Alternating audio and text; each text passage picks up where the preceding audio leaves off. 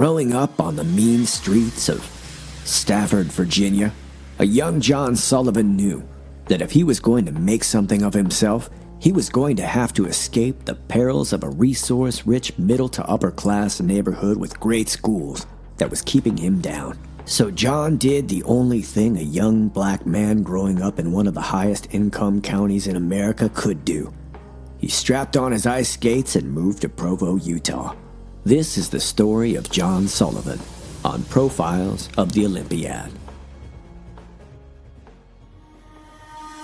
Statistically, very few people are able to escape the ghettos of wealthy Northern Virginia, largely due to the fact that most people spend their lives trying to be wealthy enough to get into Northern Virginia. So for a young John Sullivan, he understood full well that the odds were stacked against him. Many of his childhood friends had already fallen prey to the neighborhood's dangerous activities, such as sailing, water polo, lacrosse, and some had even suffered a worse fate: rowing team.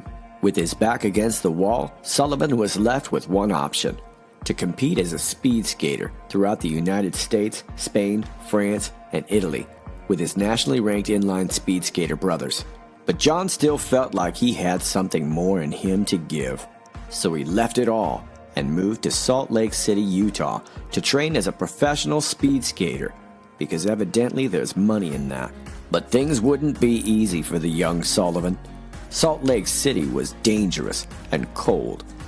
Mostly cold. So John did what any young, black, non-Mormon speed skater from Virginia could do, and worked as an Uber driver, which would enable him to put food in his stomach and about $10 on a 20-sack. John's story was even featured on an Uber commercial, which is totally coincidental and a stroke of luck for this downtrodden young minority from the suburbs. And it was here that John would make his transition from speed skater to speed dealer. The blazing fast pace of Salt Lake City still wasn't enough to quench John Sullivan's thirst. He felt like he was more than just an Olympic hopeful.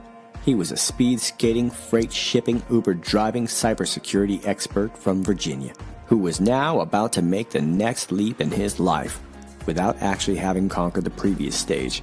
John founded Insurgency USA, which is as suspect as it sounds, and became a full-time activist in order to defend other downtrodden minorities from wealthy Virginia suburbs. John was instrumental in organizing a violent protest in Provo, Utah, where a driver was shot by a protester who had been blocking their car. John knew that moments like these were what forged men of greatness, which is why John did what only a minority ice-skating, Uber-driving speed demon from Virginia could do, and got himself arrested for rioting, making a threat of violence, and criminal mischief.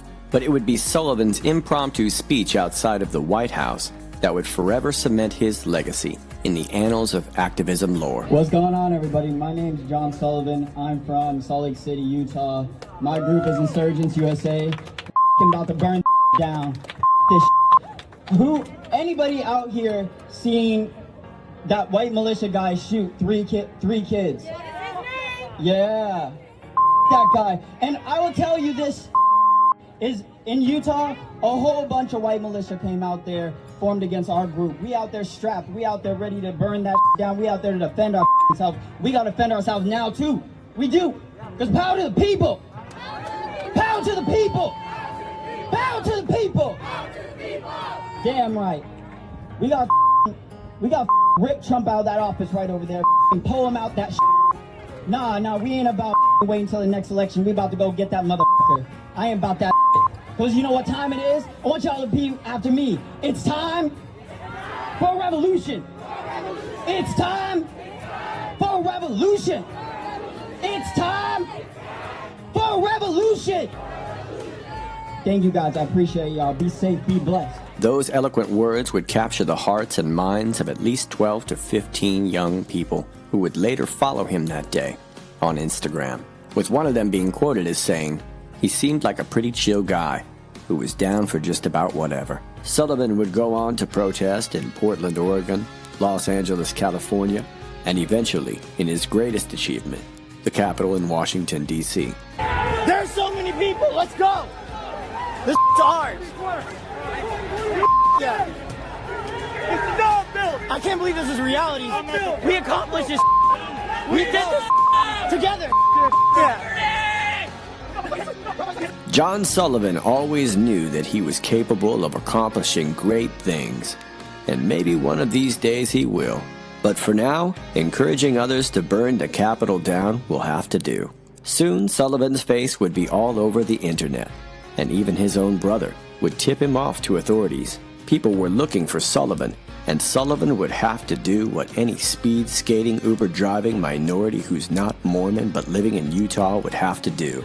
He live streamed the event on his own channel like a freaking moron, only to have it later revealed that not one, but two and maybe three networks each paid $35,000 for his footage. Revolutionary indeed. While the saga of John Sullivan is far from over, there's one lesson we can all learn from his experience up until now, is that if your own brother has to turn you in to authorities, you're probably being a bit of a douche. John Sullivan, speed skater, freight shipper, Uber driver, cybersecurity expert, podcaster, and activist, who will always be remembered for being a pretty chill guy who seemed down for just about whatever. We about to burn this down. This